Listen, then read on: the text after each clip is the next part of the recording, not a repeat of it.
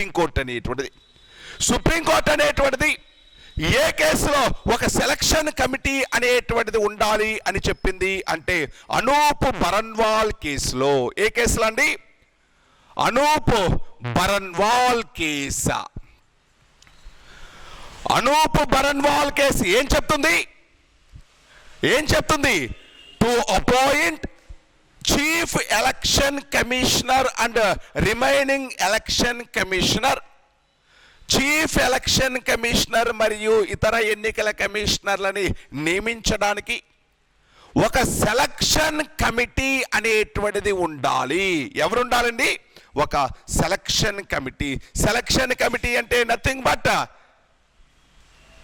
కొంతమంది ఆధ్వర్యంలో ఒక గ్రూపు, ఒకరి ఆధ్వర్యంలోనే ఒకరి ఆధ్వర్యంలోనే అధికారం అంతా ఉండకూడదు, ఒక సెలక్షన్ కమిటీ. ఇప్పుడు చూడండి, ఇప్పటి వరకు సెలక్షన్ కమిటీ లేదు కాబట్టి ఈ సెలక్షన్ కమిటీలో ఎవరెవరు సభ్యులుగా ఉండాలి అంటే ప్రైమ్ మినిస్టర్ ఒక మెంబర్గా ఉండాలి.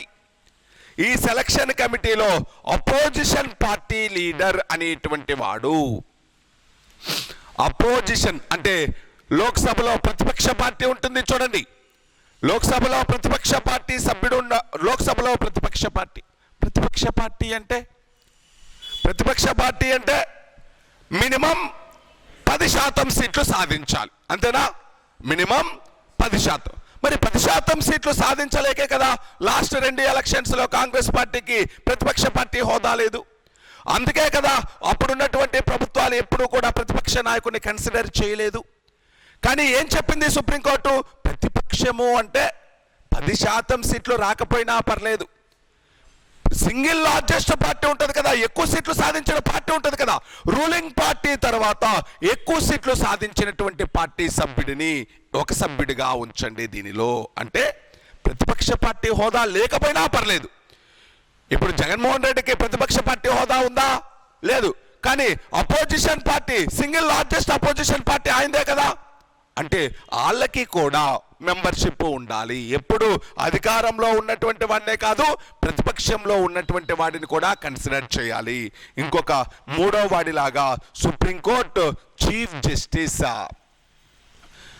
సుప్రీంకోర్టు ప్రధాన న్యాయమూర్తి, ఇలా ముగ్గురితోటి ఒక సెలక్షన్ కమిటీ ఉండాలి. ఈ కమిటీ అనేటువంటిది ఏం చేస్తుంది అంటే ఎవరిని ప్రధాన ఎన్నికల కమిషనర్గా నియమించాలి, ఎవరిని ఎన్నికల కమిషనర్గా నియమించాలి అనేటువంటిది డిసైడ్ చేస్తుంది అని చెప్తుంది. ఎవరు చెప్పారు ఇది? ఎవరు చెప్పారు? సుప్రీంకోర్టు. ఏ కేసులో చెప్పింది? అనూప్ బరన్వాల్ కేసులో. ఏ కేసులో చెప్పిందండి? అనూప్ బరన్వాల్ కేసులో. ఓకేనా? ఇప్పుడు చూడండి, రాజ్యాంగం ప్రకారం 324 ఆర్టికల్ ప్రధాన ఎన్నికల కమిషనర్లని మరియు మిగతా ఎన్నికల కమిషనర్లని ఎవరు నియమించాలి? రాష్ట్రపతి నియమిస్తాడు. మరి రాష్ట్రపతి అనేటువంటి వ్యక్తి తనకిష్టమైనటువంటి వాళ్ళని నియమిస్తా ఉన్నాడు. తనకిష్టమైనటువంటి వాళ్ళు అంటే నథింగ్ బట్ ఎవరు? కేంద్రంలో ఏ పార్టీ అధికారంలో ఉంటే వాళ్ళు చెప్పినటువంటి వాళ్ళని నియమిస్తా ఉన్నాడు. అది కరెక్ట్ కాదు. ఒక సెలక్షన్ కమిటీ అనేటువంటిది సెలక్షన్ కమిటీ ఉండాలి. ఈ సెలక్షన్ కమిటీ ప్రపోజ్ చేసినటువంటి పేర్లని ఎవరు అపాయింట్ చేయాలి? రాష్ట్రపతి. అంటే సెలక్షన్ కమిటీ అనేటువంటిది చెప్పినప్పటికీ ఎవరి యొక్క ముద్ర ద్వారా వాళ్ళందరూ అపాయింట్ కాబడుతున్నారు? రాష్ట్రపతి. అంటే ఎన్నికల కమిషనర్ని మరియు ప్రధాన ఎన్నికల కమిషనర్ నియమించేది ఎవరు? రాష్ట్రపతే. ఎవరి యొక్క రికమెండేషన్స్ మేరకు? ఈ సెలక్షన్ కమిటీ రికమెండేషన్. సెలక్షన్ కమిటీలో ఎవరెవరు సభ్యులుగా ఉండాలి? సుప్రీంకోర్టు ప్రధాన న్యాయమూర్తి, ప్రధానమంత్రి మరియు లోక్సభలో ప్రతిపక్ష నాయకుడు. ప్రతిపక్ష నాయకుల హోదా లేకపోతే అతిపెద్ద ప్రతిపక్ష పార్టీ అని అనూప్ బరన్వాల్ కేసులో చెప్పింది సుప్రీంకోర్టు. కాకపోతే బీజేపీ ప్రభుత్వం ఏం చేసింది అంటే ఈ సుప్రీంకోర్టు ఇచ్చినటువంటి జడ్జిమెంట్ను బేస్ చేసుకొని ఎలక్షన్ కమిషన్కు సంబంధించి కొన్ని సవరణలు తీసుకొస్తూ ఎలక్షన్ కమిషన్కు సంబంధించి కొన్ని సవరణలు తీసుకొస్తూ ఒక చట్టం చేసింది. ఈ మధ్య అంటే రీసెంట్గా చేసినటువంటి ఎన్నికల కమిషన్ సవరణ చట్టం ప్రకారం, ఎన్నికల కమిషన్ సవరణ చట్టం, యాక్చువల్గా ఎన్నికల కమిషన్ చట్టము అనేటువంటిది 1991లో చేసినటువంటి చట్టానికి సవరణ చేసింది. 1991లో చేసినటువంటి చట్టానికి అమెండ్మెంట్ చేసింది. ఏమని అమెండ్మెంట్ చేసింది అంటే, ప్రధాన ఎన్నికల కమిషనర్ మరియు ఎన్నికల కమిషనర్లని అంటే ఎవరిని ప్రధాన ఎన్నికల కమిషనర్గా మరియు ఎన్నికల కమిషనర్గా నియమించాలి అంటే దాన్ని సెలెక్ట్ చేయడానికి ఒక సెలక్షన్ కమిటీ అనేటువంటిది ఉంటుంది. ఈ సెలక్షన్ కమిటీలో ఎవరు సభ్యులుగా ఉంటారు అంటే ప్రధానమంత్రి, రెండోది ఒక క్యాబినెట్ మినిస్టర్, దానితో పాటు లోక్సభలో ప్రతిపక్ష నాయకుడు.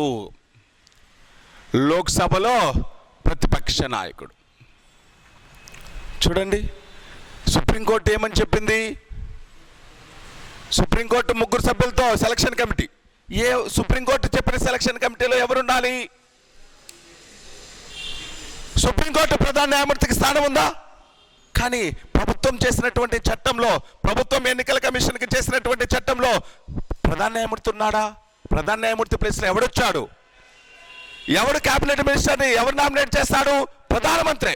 ప్రధానమంత్రి నామినేట్ చేసేటువంటి ఒక క్యాబినెట్ మినిస్టర్, ప్రధానమంత్రి చేత నామినేట్ చేయబడినటువంటి క్యాబినెట్ మినిస్టర్, లోక్సభలో ప్రతిపక్ష పార్టీ నాయకుడు. వీళ్ళ ముగ్గురితోటి ఒక సెలక్షన్ కమిటీ ఉంటుంది. అంటే ప్రస్తుతం ప్రధాన ఎన్నికల కమిషనర్ని మరియు ఎన్నికల కమిషనర్లని ఎవరుండాలి అనేటువంటిది సెలెక్ట్ చేసేటువంటి సెలక్షన్ కమిటీలో సభ్యులు ఎవరు? ప్రధానమంత్రి, క్యాబినెట్ మినిస్టర్, లోక్సభలో ప్రతిపక్ష పార్టీ నాయకుడు. ఓకేనా? అంటే ఇది కాంట్రవర్సీనా కాదా? సుప్రీంకోర్టు యొక్క నిర్ణయాన్ని ఇది ఒబే చేయటం లేదనే కదా. సుప్రీంకోర్టు చెప్పింది ఏమని? సుప్రీంకోర్టు ప్రధాన న్యాయమూర్తి కూడా దాంట్లో స్థానం కల్పించాలి అని చెప్పింది. కానీ ఆ స్థానం అనేటువంటిది కల్పించకుండా ఎవరికి తీసుకొచ్చారు ఆ ప్లేస్లో అంటే క్యాబినెట్ మినిస్టర్ని తీసుకురావడం జరిగింది. ఇది ప్రధానమైనటువంటి మార్పు అండి. అంతకుముందు సెలక్షన్ కమిటీ ఉండేదా? లేదు. సెలక్షన్ కమిటీ ఉండాలి అని చెప్పింది ఎవరు? సుప్రీంకోర్టు. ఏ కేసులో? అనూప్ బరన్వాల్ కేసులో. మరి అనూప్ బరన్వాల్ కేసులో 3 సభ్యులతోటి సెలక్షన్ కమిటీని ఏర్పాటు చేయమంటే పార్లమెంట్ అనేటువంటిది ఎన్నికల కమిషన్ చట్టం 1991కి సవరణలు చేసి ఒక సెలక్షన్ కమిటీని ఏర్పాటు చేయాలి అంది. ఎవరి నేతృత్వంలో అంటే ప్రధానమంత్రి, క్యాబినెట్ మినిస్టర్, లోక్సభలో ప్రతిపక్ష పార్టీ నాయకుడు. ఇప్పుడు చూడండి, మళ్ళీ చిన్న క్లారిటీ. సరే, ఈ సెలక్షన్ కమిటీ అనేటువంటిది ఎవరిని ఎన్నికల కమిషనర్గా, ఎవరిని ప్రధాన ఎన్నికల కమిషనర్గా నియమించాలి అనేటువంటి దానికి సంబంధించి వీళ్ళు దేశం మొత్తం మీద అందరినీ చూస్ చేయడం, లేకపోతే అందరినీ చెక్ చేయడం, లేకపోతే ఎవడు కరెక్ట్ ఎవడు కాదు అనేటువంటిది వడబోయడం, ఫిల్టర్ చేయడం కష్టం కదా. ఆల్రెడీ ఒక ఫిల్టరేషన్ జరిగింటే ఇప్పుడు మీ గ్రూప్ 2 చూడండి. గ్రూప్ 2లో ఒక 4 లక్షల మంది 5 లక్షల మంది ఎగ్జామ్ రాస్తే 4 లక్షల మంది 5 లక్షల మంది అప్లై చేసుకుంటే వీళ్ళందరికీ మెయిన్స్ ఎగ్జామ్ కండక్ట్ చేయాలంటే కష్టం కదా. అందుకని ముందు ఏం చేస్తారు? వడబోస్తారు. ప్రిలిమ్స్ పెట్టారా లేదా? ప్రిలిమ్స్ పెట్టిన తర్వాత దాదాపు ఒక 3.5 లక్షల మంది పోతే ఒక 50,000 మంది మిగులుతారు. వీళ్ళకి మెయిన్స్ కండక్ట్ చేయడం ఈజీ. అదేవిధంగా వీళ్ళ పని సులభం చేయాలి కదా. సులభం చేయాలి అంటే వీళ్ళకి కొంత లిస్ట్ ఇచ్చేసి ఈ లిస్టులో ఎవరో ఒకరిని చూస్ చేసుకోండి అంటే అది సింపుల్ కదా. అందుకని కొంతమంది ఎవరెవరు అంటే కొంతమంది లిస్టు తోటి ఒక క్యాబినెట్ సెక్రటరీ అనేటువంటి వాడు ఏం చేస్తాడు అంటే ఒక ప్యానెల్ను ప్రిపేర్ చేస్తాడు. సెలక్షన్ అంటే ఒక ప్యానెల్ని అంటే కొంతమంది సభ్యులతోటి ఒక ప్యానెల్ రెడీ చేస్తాడు. ఒక 5 మందో 6 మందో లిస్ట్ ఇస్తాడు. ఈ లిస్టుల్లోంచి ఎవరో ఒకరిని చూస్ చేసుకోండి అని చెప్తారు ఈ సెలక్షన్ కమిటీ. అప్పుడు ఈ సెలక్షన్ కమిటీ ఏం చేసుకోవాలి? ఈ 5-6 మందిలో నుంచి ఒకరిని చూస్ చేసుకోవాలి. అర్థమవుతుందా నేను చెప్పేది? అంటే ఆ ప్యానెల్ని ప్రిపేర్ చేసేది ఎవరు? Cabinet secretary. ఓకేనా? అంతకుముందు అంటే ఎప్పుడు ఈ సవరణ చేయకముందు ఎవరు నియమిస్తున్నాడు? రాష్ట్రపతేనా? రాష్ట్రపతి ఎలా నియమిస్తున్నాడు? ప్రభుత్వం చెప్పినటువంటి వాళ్ళేనా? ప్రభుత్వము అంటే ఎవరు? అప్పట్లో న్యాయశాఖ మంత్రి కొంతమంది లిస్టుని ఇస్తాడు. న్యాయశాఖ మంత్రి ఒక ప్యానల్ లిస్టుని ఇస్తాడు. న్యాయశాఖ మంత్రి ఇచ్చినటువంటి లిస్టులో నుంచి ఒకరిని చూస్ చేస్తాడు. ఎవరు? రాష్ట్ర న్యాయశాఖ మంత్రి అంటే కేంద్ర ప్రభుత్వమేనా? అంటే కేంద్ర ప్రభుత్వం వాళ్ళకి ఇష్టమైనటువంటి వాళ్ళని నియమించుకుంటుందా లేదా? అందుకని ఇప్పుడు సవరణ చేసి న్యాయశాఖ మంత్రికి ఆ పదవిని అంటే ఆ హోదా తీసేసి ఎవరికి ఇచ్చారు? ఇప్పుడు క్యాబినెట్ సెక్రటరీ అనేటువంటి వ్యక్తి కొంతమందితోటి ఎవరిని ఎన్నికల సంఘంలో నియమించాలి అనేటువంటిది ఒక ప్యానల్ ప్రిపేర్ చేస్తాడు. ఈ ప్యానల్లో నుంచి ఫైనల్ గా సెలెక్ట్ చేసేది ఎవరు? Selection committee. ఓకేనా? ఇది కూడా సవరణ అండి, ఇది కూడా అమెండ్మెంట్. నెక్స్ట్ది ఇంకా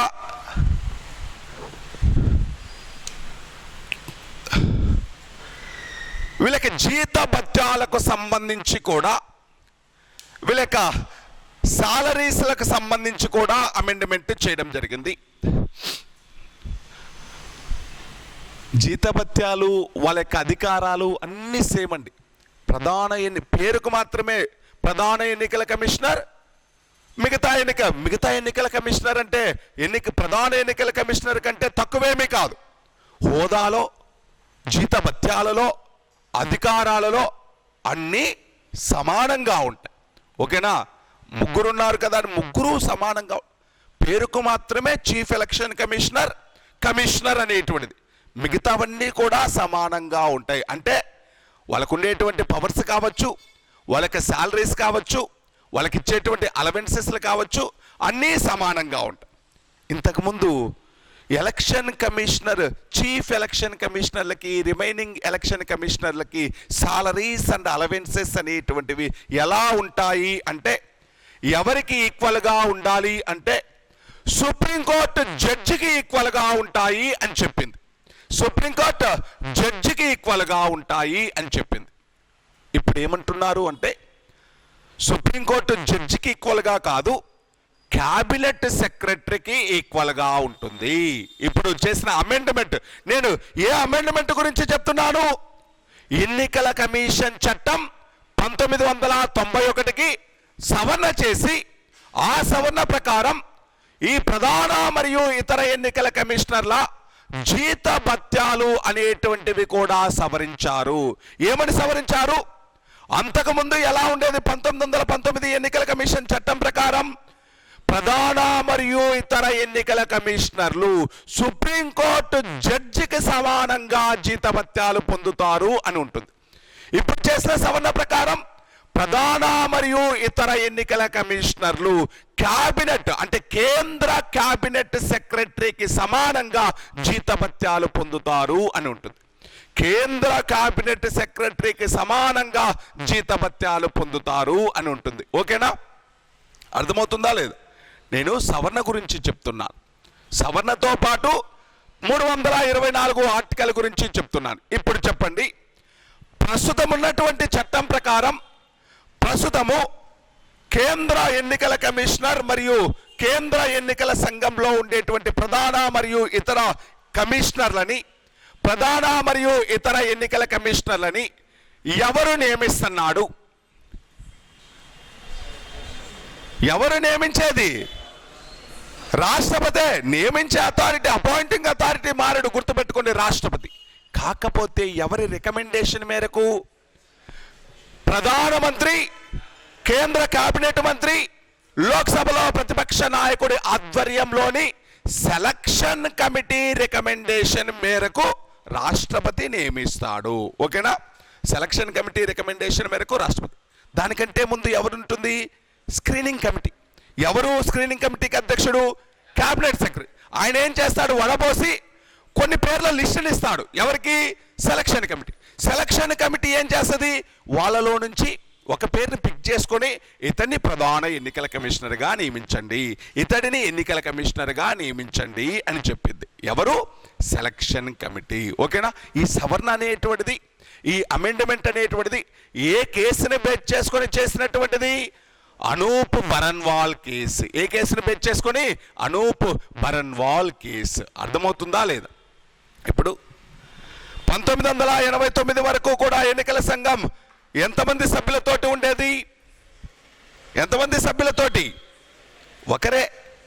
1990వ సంవత్సరంలో త్రిసభ్య సంఘం, మళ్ళీ 1990 జనవరి నుంచి ఏకసభ్య సంఘం, మళ్ళీ 1993 నుంచి అంటే ప్రస్తుతం త్రిసభ్య సంఘం, 3 సభ్యులు, ఒక ప్రధాన ఎన్నికల కమిషనర్ మరియు 2 కమిషనర్లు, ఒక చీఫ్ ఎలక్షన్ కమిషనర్ మరియు 2 కమిషనర్లు. నేను ఇప్పుడే చెప్పాను, వీళ్ళ యొక్క శాలరీస్ సమానం, 3కి సమానం. ఓకేనా? పవర్స్ 3కి సమానం, విధులు సమానంగా, డ్యూటీస్ 3కి సమానం. నిర్ణయాలు ఎలా తీసుకోబడతాయి? 3 ఉన్నారుగా. డెసిషన్స్ మెజారిటీ బేస్ చేసుకొని, అంటే అందరూ యునానిమస్గా ఒకే నిర్ణయంతో ఉంటే ప్రాబ్లం ఏమీ లేదు. యునానిమస్గా అందరూ ఒకే నిర్ణయం మీద ఉంటే ప్రాబ్లం లేదు. కానీ ఇద్దరు ఒక నిర్ణయం, అంటే ఇద్దరు ఒక ఒపీనియన్, ఇంకొకరు ఒక ఒపీనియన్ ఉంటే ఎవరిది ఫాలో అవుతుంది? మెజారిటీ.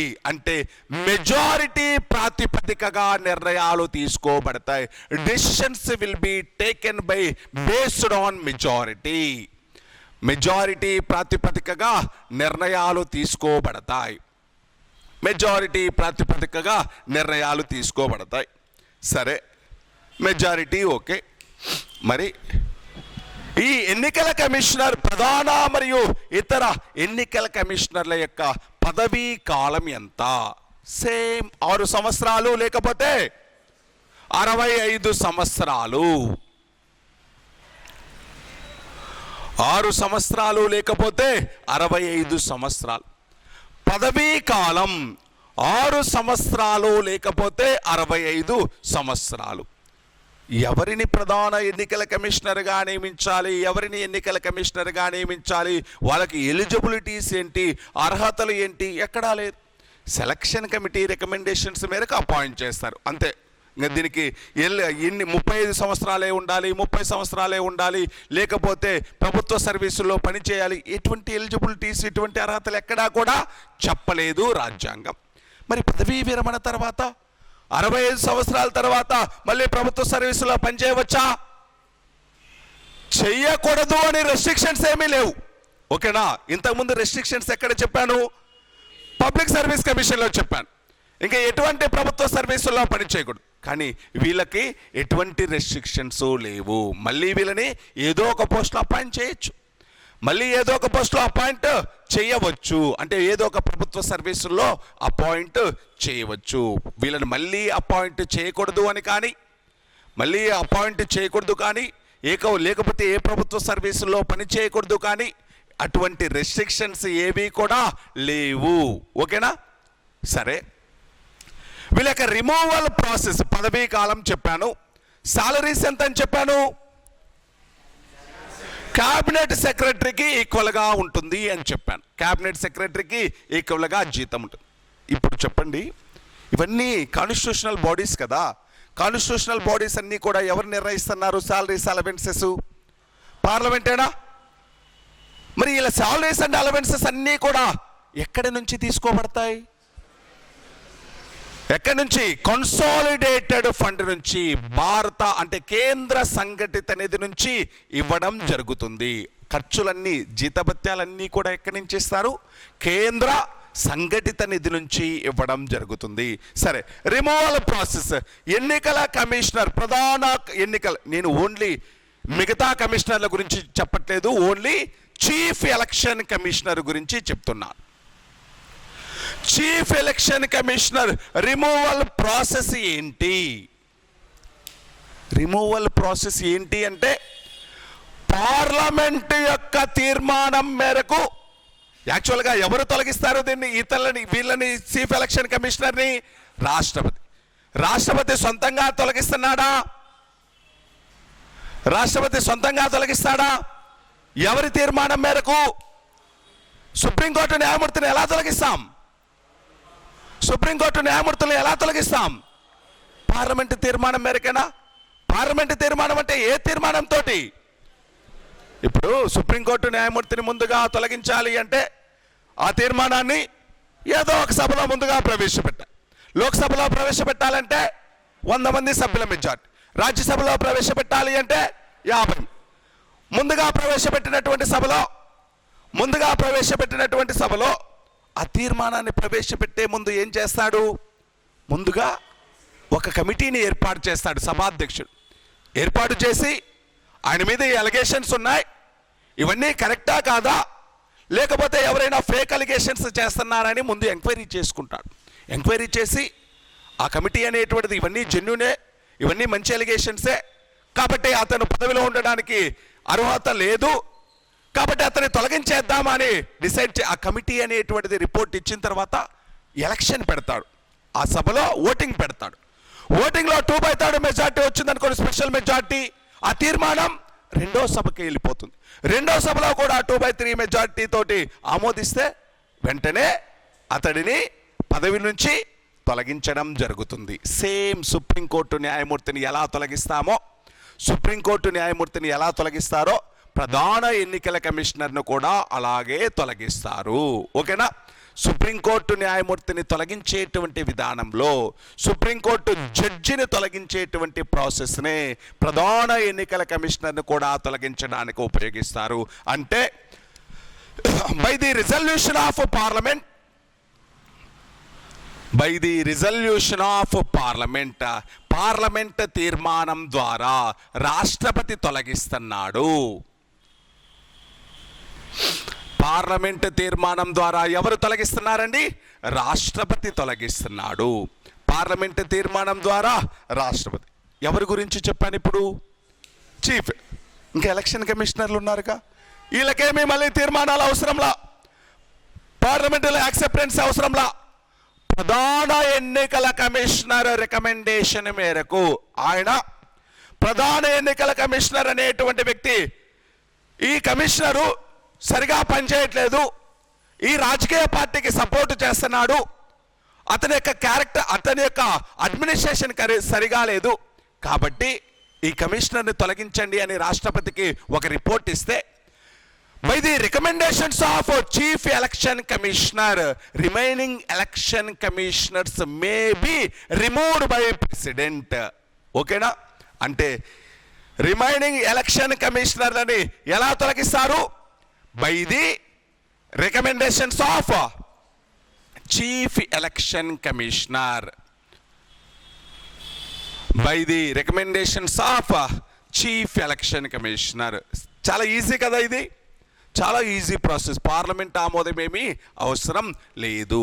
ప్రధాన ఎన్నికల కమిషనర్ సూచన మేరకు, ప్రధాన ఎన్నికల కమిషనర్ రిపోర్టు మేరకు మిగతా ఎన్నికల కమిషనర్లని ఎవరు తొలగిస్తారు? రాష్ట్రపతి తొలగించడం జరుగుతుంది. ఎవరు తొలగిస్తారు? రాష్ట్రపతి. ఇప్పుడు చూడండి, ఈ కేంద్ర ఎన్నికల సంఘం ఏ ఎలక్షన్స్ నిర్వహిస్తుంది? కేంద్ర ఎన్నికల సంఘం ఏ ఎలక్షన్స్ నిర్వహిస్తుంది?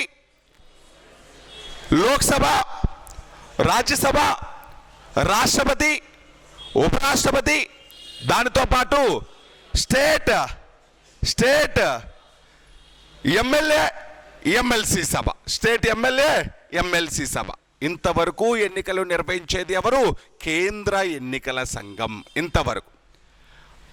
అక్కడి నుంచి ఎమ్మెల్యేలు ఎమ్మెల్సీలు కంటే క్రింది స్థాయిలో ఉండేటువంటి ప్రజాప్రతినిధులను ఎలక్షన్స్ నిర్వహించేటువంటిది మాత్రం రాష్ట్ర ఎన్నికల సంఘం.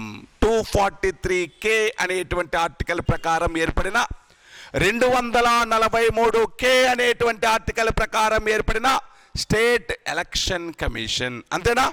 స్టేట్ ఎలక్షన్ కమిషన్ ఏ ఆర్టికల్? 243K. 243K అనేటువంటిది, 243I అనేటువంటిది రాష్ట్ర ఆర్థిక సంఘం. 243 అనేటువంటిది స్టేట్ ఎలక్షన్ కమిషన్, 243 అనేటువంటిది స్టేట్ ఫైనాన్స్ కమిషన్. ఓకేనా? అంటే సర్పంచ్లు, ఎంపీటీసీలు, ఎంపీపీలు, జెడ్పీటీసీలు, జెడ్పీ చైర్మన్లు ఇవన్నీ ఎలక్షన్ నిర్వహించేటువంటిది ఎవరు? State election commission. ఎమ్మెల్యేలు, ఎమ్మెల్సీలు, ఎంపీలు, రాష్ట్రపతి, ఉపరాష్ట్రపతి ఈ ఎలక్షన్స్ నిర్వహించేది ఎవరు? కేంద్ర ఎన్నికల సంఘం అనేటువంటిది. కేంద్ర ఎన్నికల సంఘంలో ఎంతమంది సభ్యులుంటారు? ఒక ప్రధాన ఎన్నికల కమిషనర్, రాష్ట్రపతి ఎప్పటికప్పుడు నిర్ణయించినంత మంది సభ్యులు ఉంటారు. ఓకేనా? ఫిక్స్ ఏమీ కాదు. ఇప్పుడున్నటువంటి 3 ఫిక్స్ ఏమీ కాదు. ఎంతమంది అంటే అప్పుడున్నటువంటి అవసరాల దృష్ట్యా రాష్ట్రపతి నిర్ణయిస్తూ ఉంటాడు ఎంతమంది ఉండాలి. ప్రజెంట్ ఎంతమంది ఉండాలని నిర్ణయించాడు? 3. ఒక ప్రధాన ఎన్నికల కమిషనర్, 2 ఎన్నికలు. వాళ్ళ యొక్క హోదాలు సేమ్గా ఉంటాయి, వాళ్ళ యొక్క విధులు సేమ్గా ఉంటాయి, వాళ్ళ యొక్క జీతభత్యాలు అనేటువంటివి కూడా సేమ్గా ఉంటాయి. మరి ఈ ప్రధాన మరియు ఇతర ఎన్నికల కమిషనర్ యొక్క పదవీ కాలం ఎంత? 6 సంవత్సరాలు లేదా 65 సంవత్సరాలు వచ్చేంత వరకు. మరి ఈ ప్రధాన కమిషనర్ మరియు ఇతర ఎన్నికల కమిషనర్లు ఎవరికి సమానమైన జీతభత్యాలు పొందుతారు? సెంట్రల్ క్యాబినెట్ సెక్రటరీకి సమానమైనటువంటి జీతభత్యాలను పొందడం జరుగుతుంది. మరి కేంద్ర ఎన్నికల ప్రధాన కమిషనర్ని ఎవరు తొలగిస్తున్నారు? పార్లమెంట్ యొక్క తీర్మానం మేరకు రాష్ట్రపతి.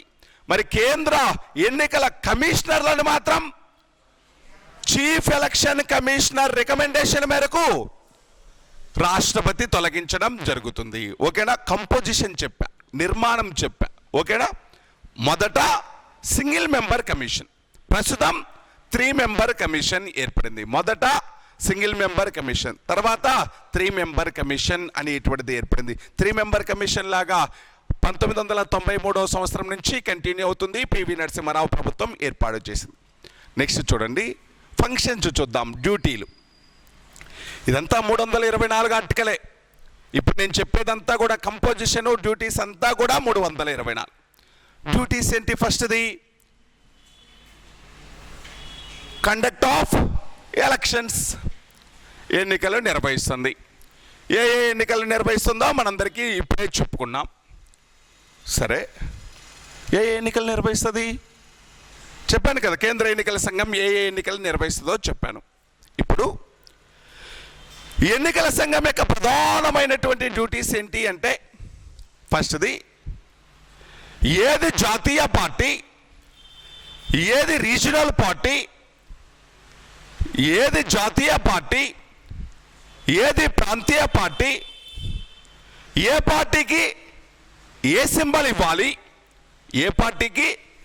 సింబల్ ఇవ్వాలి, ఒక పార్టీ జాతీయ పార్టీగా గుర్తింపు పొందాలి అంటే దానికి ఎటువంటి ఎలిజిబిలిటీస్ ఉండాలి, ఒక పార్టీ రీజనల్ పార్టీ లాగా గుర్తింపు పొందాలి అంటే ఎటువంటి క్వాలిఫికేషన్స్ ఉండాలి, ఇవన్నీ నిర్ణయించేది ఎవరు? ఎన్నికల సంఘం. చెప్తాను చూడండి. పార్టీలకి గుర్తింపునివ్వడం, ఐడెంటిఫికేషన్ అంటే నేషనల్ పార్టీ, ఇది నేషనల్ పార్టీ, ఇది రీజనల్ పార్టీ అనేటువంటి గుర్తింపునిస్తుంది. ఏది నేషనల్ పార్టీ, ఏది రీజనల్ పార్టీ అనేది ఎవరు నిర్ణయిస్తారు? ఎలక్షన్. ఈ పార్టీలకి సింబల్స్ని అలకేట్ చేసేది ఎవరు? గుర్తులు కేటాయించేది ఎవరు? Election commission. పార్టీలకి గుర్తులు కేటాయించేది ఎవరు? Election commission. ఇప్పుడు గుర్తింపు పొందిన పార్టీలు అనుకోండి, మినిమం సపోర్ట్ పొందినటువంటి పార్టీలు అనుకోండి, వాటికి కొంత ఫెసిలిటీ ఉంటుంది. తమకు నచ్చినటువంటి గుర్తులని సెలెక్ట్ చేసుకునేటువంటి అధికారం ఉంటుంది. అదే గుర్తింపు లేనటువంటి పార్టీలు అనుకోండి, అంటే స్వతంత్రులు చాలామంది, నేను కూడా ఒక పార్టీని ఏర్పాటు చేస్తాను, నాకు నచ్చిన సింబల్ కావాలి అంటే కుదరదు, వాడిచ్చిన సింబల్ తీసుకోవాలి. అర్థమవుతుందా? అంటే ఇప్పుడు ఏ పార్టీకి ఏ సింబల్ ఇవ్వాలి, ఏది రీజనల్ పార్టీ, ఏది నేషనల్ పార్టీ, రీజనల్ పార్టీగా గుర్తింపు పొందాలి అంటే ఏ ఎలిజిబిలిటీస్ ఉండాలి, నేషనల్ పార్టీగా గుర్తింపు పొందాలి అంటే ఏ క్వాలిఫికేషన్స్ ఉండాలి అనేది ఎవరు నిర్ణయిస్తారు? ఎన్నికల సంఘం. ఓకేనా? దాంతోపాటు ఎలక్టోరల్ లిస్ట్ ప్రిపేర్ చేసేది, ఎన్నికల జాబితా అంటే ఓటర్స్ లిస్టును ప్రిపేర్ చేసేది ఎవరు?